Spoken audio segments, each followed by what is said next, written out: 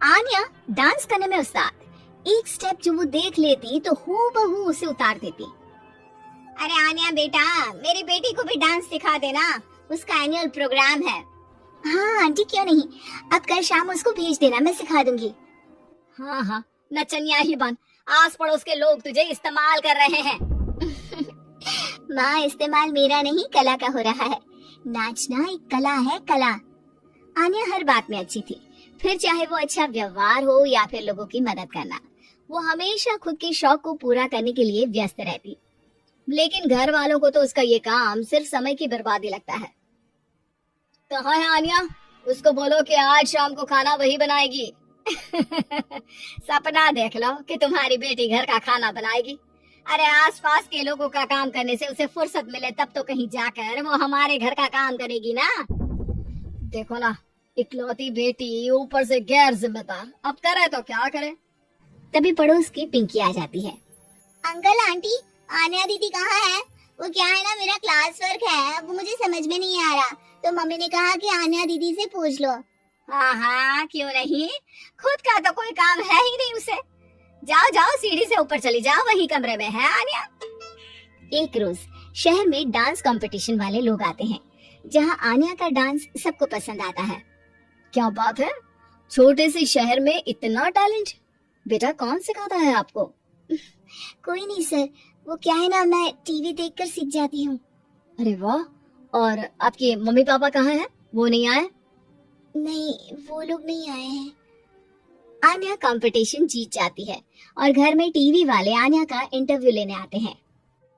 अरे क्या है, कहाँ घुसे जा रहे हो, क्या हो गया? आप आन्या की माँ है ना? वो क्या है ना, आपकी बेटी ने डांस का कंपटीशन जीता है, हमारे शहर के लिए ये गर्व की बात है, तो हम लोग उनका इंटरव्यू लेने आए हैं। ओहो, बड़ा तीर मारा हो जैसे। अरे उसे आता ही क्या है डांस के सिवा, कुछ और करती तो शायद गर्व होता। तभी वहाँ आन्या आ जाती है और पत्रकारों को इंटरव्यू देती है, उसी रोज पिता के ऑफिस में। देखो तो आजकल के बच्चे कितने स्मार्ट है, धन्य है ऐसे बच्चों के माता पिता को। और किस्मत वाले होते हैं ऐसे माता पिता, वरना मेरी बेटी तो किसी काम की नहीं, सारा दिन बस नाच गाने में ही दिमाग लगाती रहती है। अरे वो बच्ची हमारे शहर की ही है, कितना नाम कमा रही है डांस में, हम तो उसकी बात कर रहे हैं। अच्छा, कोई डांस में भी नाम कमा सकता है?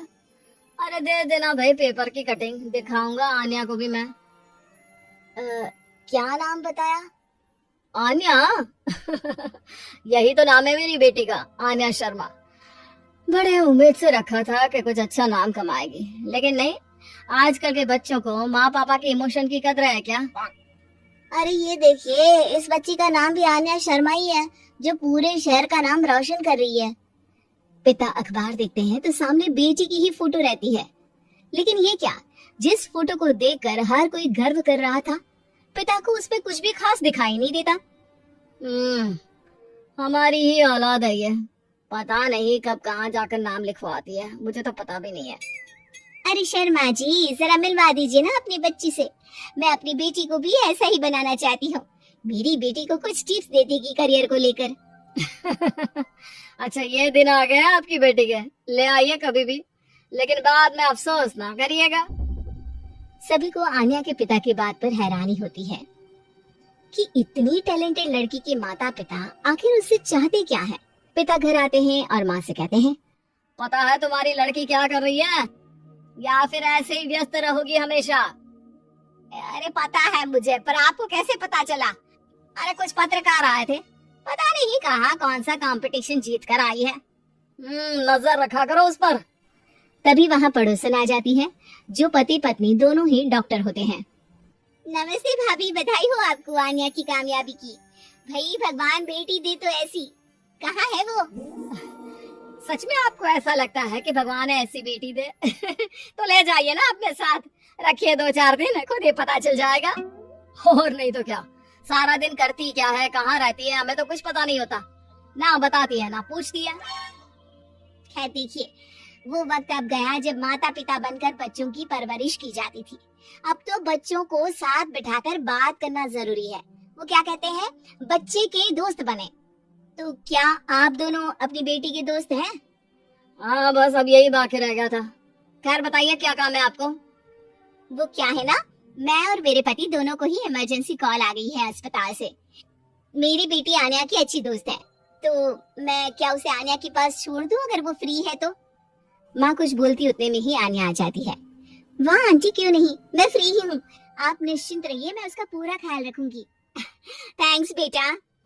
वो अपनी बेटी उनके घर छोड़ जाती है जो आन्या की उम्र की ही होती है। ये क्या मजाक है आन्या, हम लोगों को सोना भी होता है और हर घर का अपना कायदा होता है। मुझे बिल्कुल पसंद नहीं है कि तुम किसी को भी घर में घुसा लो। धीरे बोलिए पापा, कैसी बात कर रहे हैं? अंकल आंटी डॉक्टर है, पता है ना डॉक्टर का फर्ज क्या होता है? अगर वो किसी की जिंदगी बचा रहे हैं तो क्या हमारा फर्ज नहीं बनता कि हम भी उनकी किसी न किसी तरह से मदद करें? आपको तो पता है घर पर अकेले रहना कितना अनसेफ है। हाँ तो दुनिया को सेफ करने का जिम्मा तो नहीं ले रखा है।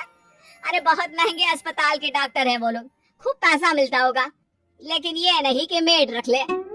क्या कहती आन्या, कैसे माँ पिता को समझाती कि किसी की मदद करना कोई बुरी बात नहीं है। खैर कुछ महीनों बाद आधी रात को माँ जोर जोर से चिल्लाकर आन्या के कमरे में जाती है। बेटा बेटा आन्या, पापा के सीने में दर्द हो रहा है, बेटा कुछ कर। हाँ माँ, मैं डॉक्टर को फोन करती हूँ।